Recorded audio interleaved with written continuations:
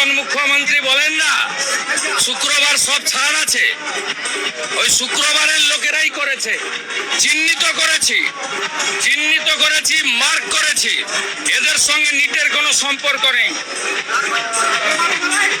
আগের প্রাক্তন মুখ্যমন্ত্রী যিনি এখানে হেরেছেন, তিনি বারবার বলেন না শুক্রবার তো ওরা একটু করবে, তাই আজকে সাংবাদিকরা আক্রান্ত হয়েছেন। আমি আপনাকে বলি ওসব ছাড়ুন, শুক্রবারীরা যারা করেছে চিহ্নিত হয়ে গেছে। কয়েকটা দিন অপেক্ষা করুন, এদের কি করতে হয় আমি জানি। ওই একই রাস্তায় সোমবার দিন উত্তর কলকাতা বিজেপি আজকে 7,000 লোক জড়ো করেছিল। 14,000 লোককে নিয়ে তেরঙ্গা যাত্রা করবে, 14,000 লোককে নিয়ে তেরঙ্গা যাত্রা হবে ওই রাস্তায়। আমি নর্থ বেঙ্গলে থাকবো, উত্তর কলকাতায় তমগ্ন ঘোষ, তাপস রায়, রিতেশ তিওয়ারিদের নেতৃত্বে পিসফুল প্রোটেস্ট হওয়া উচিত। সেখানে কি হচ্ছে, ভারত তেরে টুকরে হোঙ্গে, ইভেন কি ইন্ডিয়ান আর্মি কি নিয়ে গালাগালি হচ্ছে। এটা প্রোটেস্ট? আপনি আমাকে বলে দিন, আপনি এখানে ক্যাপচার করে নিন কতজন স্টুডেন্ট আছে এখানে। যদি আপনি 10 জনকে জিজ্ঞাসা করেন, 10 জনের মধ্যে তো একজন হয়তো বলতে পারবে ইফ ইজ এডুকেটেড, তাহলে সে বলতে পারবেন এটার ফুল ফর্ম জানে না। আমি ফিলিস্তিনের পতাকা নিয়ে বেরিয়ে যাচ্ছি, ইন্ডিয়ান ফ্ল্যাগ নিয়ে বেরিয়ে যাচ্ছি, এটা কিসের, এটা কোন ধরনের, কিসের জন্য লাগে আমার প্রোটেস্টে, কিসের জন্য লাগে এই ফ্ল্যাগটা? তো বন্ধুরা, ভিডিওটি আপনারা দেখলেন। নিট পরীক্ষার প্রশ্নপত্র ফাঁস নিয়ে কলকাতায় একটা বড় বিক্ষোভ আমরা দেখতে পেলাম। এটাকে বিক্ষোভ বলা যায় না, এটাকে বলে গুন্ডামি। সত্যি বলছি, এটাকে বিক্ষোভ কোনোভাবেই বলা যায় না। পরিষ্কার ভাষায় এটা হচ্ছে গুন্ডামি। এই ঘটনার আসল চেহারাটা দেখে সত্যি চুপ থাকা কঠিন। যে পরীক্ষা নিয়ে এত কিছু হয়ে গেল, সেই পরীক্ষাটা হলো ডাক্তারি হওয়ার পরীক্ষা, অর্থাৎ নিট পরীক্ষা। কিন্তু রাস্তায় নেমে যারা ভাঙচুর করলো, যারা ঝামেলা করলো, তাদের দেখে মনে হয় না যে এরা সত্যি পরীক্ষা দিয়েছে। যাদের সাধারণ পড়াশোনারই কোনো ঠিক নেই, তারা কিভাবে এত বড় একটা পরীক্ষার বিষয়ে কথা বলে?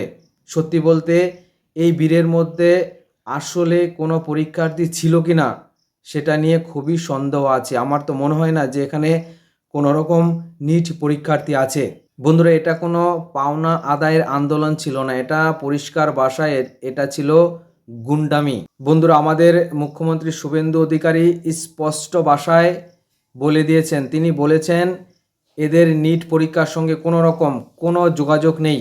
শুক্রবারের লঙ্গি বাহিনী জমা হয়ে এই ঝামেলায় তৈরি করার চেষ্টা করেছে। শুভেন্দু অধিকারী পরিষ্কার জানিয়ে দিয়েছে, যারা এই ঝামেলা আর গুন্ডামি করেছে তাদেরকে ভিডিও দেখে চিনে নেওয়া হয়েছে, অর্থাৎ চিহ্নিত করা হয়েছে। আইন অনুযায়ী সবাইকে ধরা হবে, উচিত শিক্ষা দেওয়া হবে। মিছিমিছি ঝামেলা করা, গুন্ডামি করা এত সহজ নয়, পার পাওয়া যাবে না। সবাইকে জেলের ভিতরে ঢুকানো হবে। বাংলায় বর্তমানে বিজেপি সরকার চলছে, সেটা লঙ্গি বাহিনীরা হয়তো ভুলে গেছিল।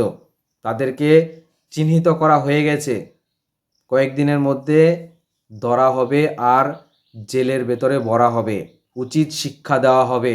বন্ধুরা, সবচেয়ে খারাপ লেগেছে সাংবাদিকদের উপর হামলার ঘটনা দেখে। সাংবাদিকদের কাজই হচ্ছে খবর সংগ্রহ করা। খবরের কাগজ আর টিভি সাংবাদিকরা নিজেদের কাজ করছিল, তাদের কাজ হচ্ছে খবর সংগ্রহ করা, সত্যি ঘটনা জনসাধারণের কাছে তুলে ধরা। এদের উপর কেন হামলা করা হলো? কেন এদের ক্যামেরা ভেঙে দেওয়া হলো? যারা সত্যি কথা বলতে চায় তাদের মুখ বন্ধ করার চেষ্টা করাটা একদমই অন্যায়। কেন তাদের উপর হামলা করা হলো?